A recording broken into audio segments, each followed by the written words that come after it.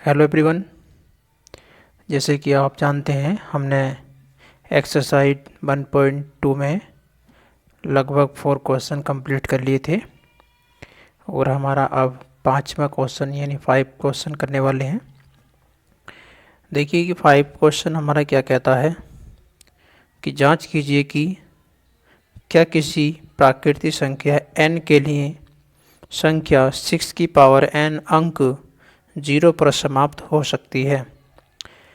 देखिए इसमें सिस्टम क्या है, समझने वाली बात है। देखिए मैं समझा देता हूँ। इसमें हम जानते हैं कि जैसे कि मान लिया जाए 6 है, ठीक है, 6 है और 6 के अगर हम फैक्टर करते हैं यानी गुणनखंड करते हैं तो 2 × 3 होकर आते हैं। ओके, अगर हम इसको 6 की पावर n के अकॉर्डिंग लिखते हैं तो 2 × 3 की पावर यानी टोटल की पावर कितनी हो जाती है, n हो जाती है। ओके, तो यहाँ पर हम देखते हैं, यहाँ स्पष्ट हो जाता है कि 6 की पावर n एक अभाज्य गुणनखंड में 5 नहीं आता। कितना नहीं आता? 5 नहीं आता, केवल 2 आता है। अतः हम कह सकते हैं यह एक अभाज्य गुणनखंड है। ठीक है, यह संभव नहीं है कि इस गुणनखंड में केवल 2 ही संख्या हो। ठीक है, या तो यहाँ पे 5 होता तो हम इसे गुणनखंड कहते इसका भाज्य, लेकिन यहाँ पे इसका अभाज्य गुणनखंड है, इसलिए हम बोलेंगे इसको कि यह संभव नहीं होगा। ठीक है, तो ये घटना हमारी असत्य होगी, अर्थात कह सकते हैं 6 की पावर n में 0 अंक पर समाप्त नहीं होगी। ओके, तो ये ऐसे ही क्वेश्चन था। हम इस टाइम आगे देखेंगे 6 क्वेश्चन। क्वेश्चन 6 कहता है कि व्याख्या कीजिए कि 7 × 11 × 13 + 13 और 7 × 6 × 5 × 4 × 3 × 2 × 1 + 5 अभाज्य संख्याएं क्यों हैं। ठीक है, अभाज्य संख्याएं क्यों हैं। तो यहाँ पे हम इसकी वैल्यू को नोट कर लेते हैं और सोल्व करने की कोशिश करते हैं, यानी कि क्वेश्चन हमारा 6। यहाँ पे हमारी वैल्यू दे रखी थी कितनी, 7 × 11 × कितना 13 प्लस का 13। ठीक, पहले इसकी कैलकुलेशन कर लेते हैं। इसकी कैलकुलेशन करने के लिए हमें करना होगा, सबसे पहले यहाँ से 13 कॉमन, यानी यहाँ से और यहाँ से 13 कॉमन हो जाएगा, तो यहाँ हमारा 13 आ जाएगा कॉमन। अंदर बचेगा 7 × 11 प्लस यहाँ 13 कॉमन हो चुका यानी बचेगा 1। ठीक है, अब यहाँ पे हम 11 × 7 = 77 प्लस 1 और यहाँ हमारा आ जाएगा 13 और 77 में 1 जोड़ देते हैं तो 13 × 78 हो जाता है। अब यहाँ हम देखेंगे 78 की और 13 की अगर मल्टीप्लाई करते हैं तो यहाँ आएगा हमारा 1014। ठीक है, ये हमारा जो नंबर आया है, ये हमारा नंबर क्या होगा, एक भाज्य संख्या होगी। क्या होगी? भाज्य संख्या होगी या है। ठीक है, अब हम क्या करेंगे, अगला वाला देखते हैं। अगली वैल्यू दे रखी थी हमें 7 × 6 ×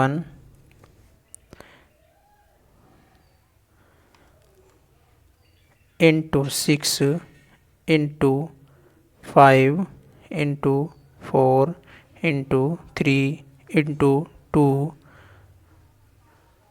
× 1 ब्रैकेट प्लस 5। ठीक है, ये हमारी वैल्यू दे रखी थी। तो यहाँ हम क्या करने वाले हैं, सबसे पहले हम देखते हैं कि यहाँ से हमें 5 कॉमन दिखाई देगा इस पूरे नंबर में से और इस नंबर में से। ठीक, तो हमें क्या करना है, 5 करना है कॉमन, अंदर बचेगा 7 इंटू 6 इंटू 4 इंटू 3 इंटू 2, 1 की मल्टीप्लाई करेंगे तो यही आएगा। ठीक है, और प्लस कितना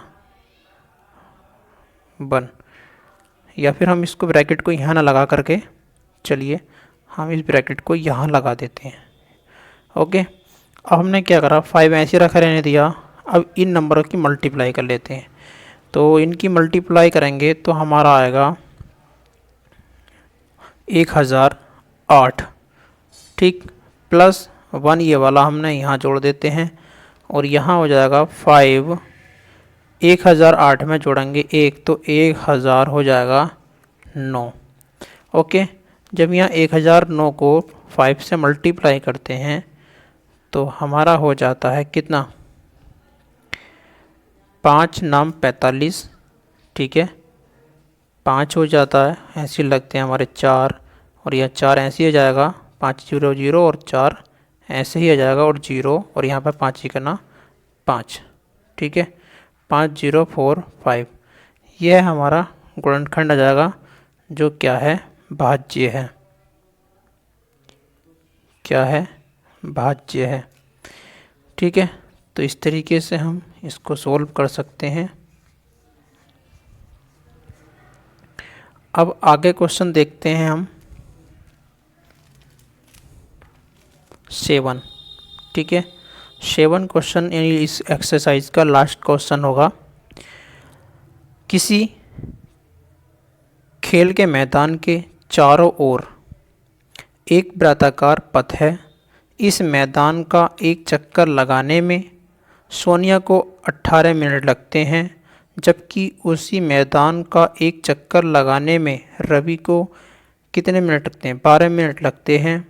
मान लीजिए वे दोनों एक ही साथ और एक ही समय में चलना प्रारंभ करते हैं, एक ही दिशा में चलते हैं, तो कितने समय बाद वे पुनः प्रारंभिक स्थान पर मिलेंगे। तो इस तरीके का क्वेश्चन करने के लिए हमें थोड़ा लेंथी होता है, चलिए फिर भी कर लेते हैं। क्वेश्चन है हमारा 7। ठीक है भाई, 7 क्वेश्चन है, चलिए करते हैं। इसमें हमें क्या करना होगा, सबसे पहले उन्होंने क्या रखा, सोनिया के बारे में। तो सोनिया एक बार मैं लिख लेता हूँ, और वीडियो ज़्यादा लंबा हो जाएगा इसलिए। ठीक है, चलिए देखते हैं। सोनिया को चक्कर लगाने में 18 मिनट का समय लगता है, और रवि को चक्कर लगाने में 12 मिनट का समय लगता है। ठीक है, तो वे एक ही साथ अगर चलना प्रारंभ करते हैं और एक ही दिशा में चलते हैं, तो हमें निकालना है वो कितने समय पश्चात एक साथ मतलब होंगे। तो यहाँ पे हमें एलसीएम निकालना होगा इनका। क्या निकालना होगा, एलसीएम। ठीक है, दोनों का। तो यहाँ पे 18 के क्या कर लेते हैं, गुणनखंड कर लेते हैं। क्या कर लेते हैं,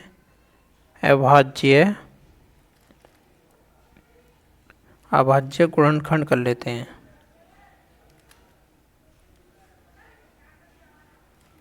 तो इसके अभाज्य 18 कितने होते हैं, 2 गुणा 3 गुणा 3। ठीक है, 2 तिया 6 और 6 तिया 18। ठीक है, ऐसे ही हम अगर 12 के गुणनखंड करते हैं तो हमारे हो जाते हैं 2 गुणा 2 गुणा 3। अगर हम यहाँ पर इसका एलसीएम निकालते हैं, एलसीएम किसका, 18,12 का, 18 और 12 का, तो यहाँ पे देखो सबसे पहले वो चीज़ लिखते हैं जो हमारा कॉमन होता है। ठीक है, उभयनिष्ठ होता है, यानी कि 2 है, गुणा उसके बाद हमारा क्या आएगा, 3 आएगा, 3 गुणा फिर एक बार 3 गुणा 2, इस तरीके से आ जाता है। आने के बाद यहाँ पे हम देखेंगे कितना होगा, 2 तिया 6, 6 तिया 18, 18 दूनी 36। तो यहाँ पे ही लिख देता हूँ मैं कि वो 36 मिनट के बाद, ठीक है, 36 मिनट के बाद एक साथ मिलेंगे। ठीक है, तो ये क्वेश्चन हमारी एक्सरसाइज समाप्त हो जाती है। चलिएगा, अब हमारा एक्सरसाइज स्टार्ट हो जाता है 1.3। ठीक है, इसमें हमारे 3 क्वेश्चन दे रखे हैं और एक तीसरे वाले क्वेश्चन के 3 ऑप्शन दे रखे हैं। सही है, तो इसमें हम पहला क्वेश्चन करने की कोशिश करेंगे। पहला क्वेश्चन है हमारा, सिद्ध कीजिए कि 5 रूट में रूट 5 बोल सकते हैं, रूट 5 एक अपरिमेय संख्या है। तो हमें ये सिद्ध करके दिखाना है कि रूट 5 जो है एक अपरिमेय संख्या है। चलिए तो स्टार्ट करते हैं। मैं लिख देता हूँ कि हमारी एक्सरसाइज स्टार्ट हो रही है।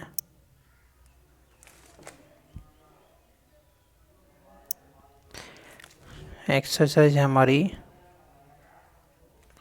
1.3। ठीक है, पहला क्वेश्चन स्टार्ट करते हैं यहाँ से हम। तो इन्होंने बोल रखा है कि रूट 5 जो है वो एक क्या है, हमारी अपरिमेय संख्या है। तो हम मान लेते हैं, माना कि जो रूट 5 है वो एक परिमेय संख्या है।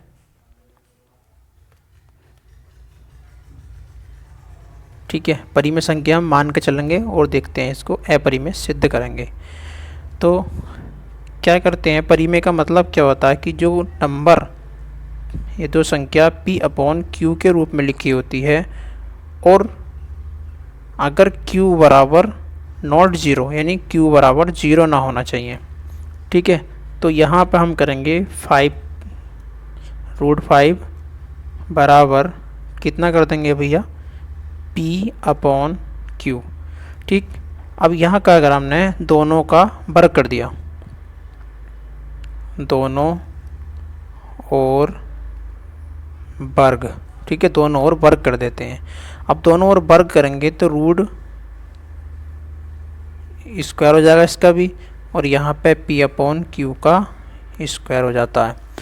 ओके, यहाँ स्क्वायर से रूट कैंसिल हो जाता है, यानी बचता है 5 और यहाँ p² स्क्वायर हो जाता है।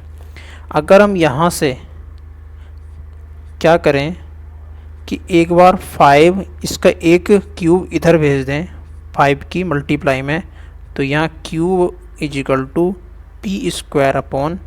p² बचेगा। ठीक है, यहाँ पे हम इसको क्या करेंगे, समीकरण मान लेंगे। देखिए यहाँ पे हमने इसको समीकरण फर्स्ट मान लेते हैं और यहाँ पे इसको मान लेते हैं सेकंड। अब यहाँ पे 5q एक पूर्णांक होगा, लेकिन p² जो q जो है वो एक उभयनिष्ठ गुणनखंड नहीं होगा, यानी इसको हम एक पूर्ण संख्या मान सकते हैं, इस नंबर को हम पूर्ण संख्या मान सकते हैं, परंतु यह एक हमारा उभयनिष्ठ यानी कॉमन फैक्टर नहीं होगा। इसलिए हम क्या करेंगे, ये दोनों इक्वल नहीं होंगे, अर्थात कह सकते हैं कि p² = 5q। ठीक है, तो यहाँ हो जाएगा p² नॉट = 5q, यानी कि ये इसके बराबर नहीं होगा, क्योंकि ये तो एक पूर्णांक है लेकिन ये एक उभयनिष्ठ यानी गुणनखंड नहीं है। ठीक है, इसलिए जो हमारा रूट 5 है वो क्या था, एक अपरिमेय संख्या थी। ठीक है, कैसी संख्या थी, एक अपरिमेय संख्या थी। तो ये इसका आंसर हो जाएगा। ओके, अब अगला क्वेश्चन इसी प्रकार से देखते हैं। क्या है, सिद्ध कीजिए कि 3 + 2 √5 एक अपरिमेय संख्या है।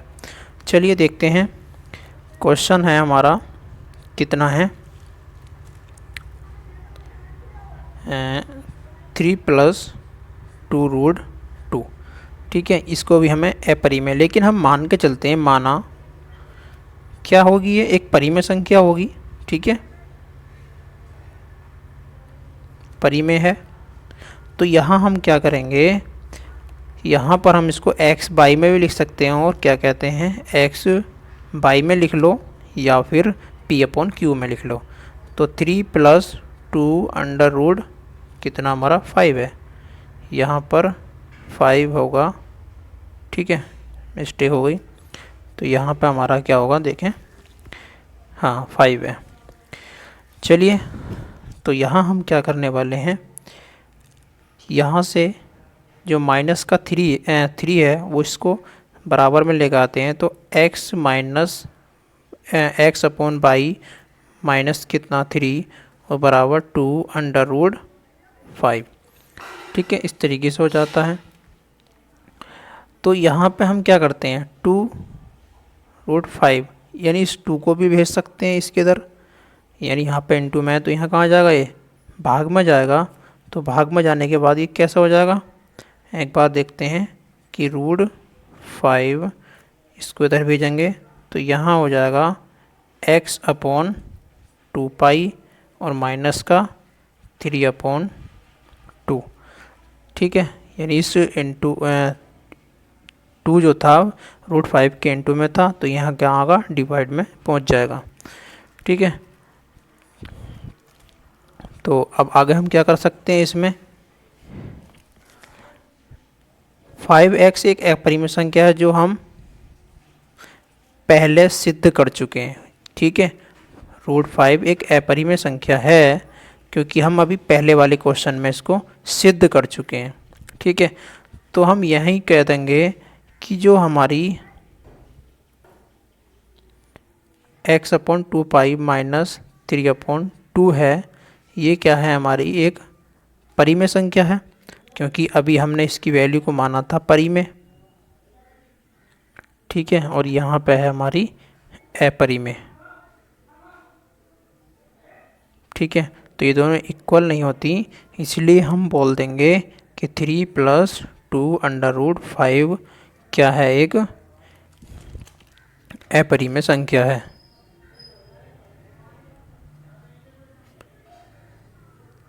ठीक है, एक अपरिमेय संख्या होगी। चलिए अगला क्वेश्चन देखते हैं। सिद्ध कीजिए कि निम्नलिखित संख्या परिमेय है, अपरिमेय है। जैसे कि पहला दे रखा उन्होंने 1 अपॉन अंडर रूट 2, ठीक है। तो इसको हमें एक बार ही अपरिमेय बताना है और इसको भी सिद्ध करना है और इसको भी सिद्ध करना है। तो देखिएगा, पहला देखते हैं, पहला क्वेश्चन, यानी क्वेश्चन हमारा 3rd है और 3rd क्वेश्चन का हमारा पहला ऑप्शन है 1 अपॉन रूट 2, ठीक है भाई। तो हमने फिर भी मान लिया इसको कि माना कैसी संख्या होगी, ये एक परिमेय संख्या होगी, ठीक है। मान के चलेंगे सबको परिमेय, तो इसको हम लिख सकते हैं क्या, 1 अपॉन अंडर रूट 2 बराबर कितना लिख सकते हैं कि x अपॉन बाई, ठीक है, क्योंकि परिमेय संख्या है तो बाई बराबर होना चाहिए नॉट इज इक्वल टू 0, तब ये शर्त पूरी होती है। अब यहाँ हमने क्या किया, क्रॉस मल्टीप्लाई कर दी, ठीक है। जब क्रॉस मल्टीप्लाई करेंगे तो रूट 2 इज इक्वल टू क्या हो जाएगा, बाई अपॉन x, ठीक है। जब यहाँ पे इसको क्रॉस मल्टीप्लाई करेंगे तो क्या होगा, ये ऊपर हो जाएगा, ये नीचे हो जाएगा, यानी कि ऐसा कर सकते हैं, इसको ऊपर ले गए और इसको नीचे ले आए, इसको ऊपर ले गए और इसको नीचे ले आए, ओके। तो रूट 2 बराबर हो जाएगा बाई अपॉन x, ठीक है।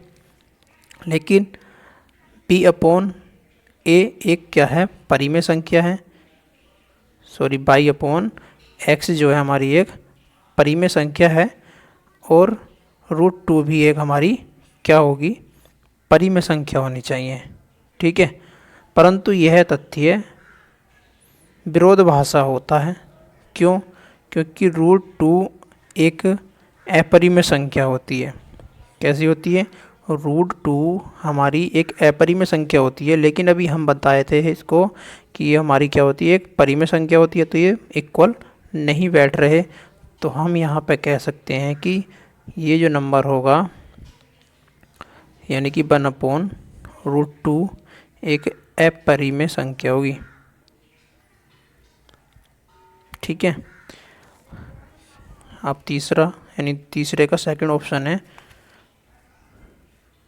7/5। ठीक। अब इस क्वेश्चन में भी हम यही करेंगे, मान लेंगे इसको x/y माना, ये परिमेय है।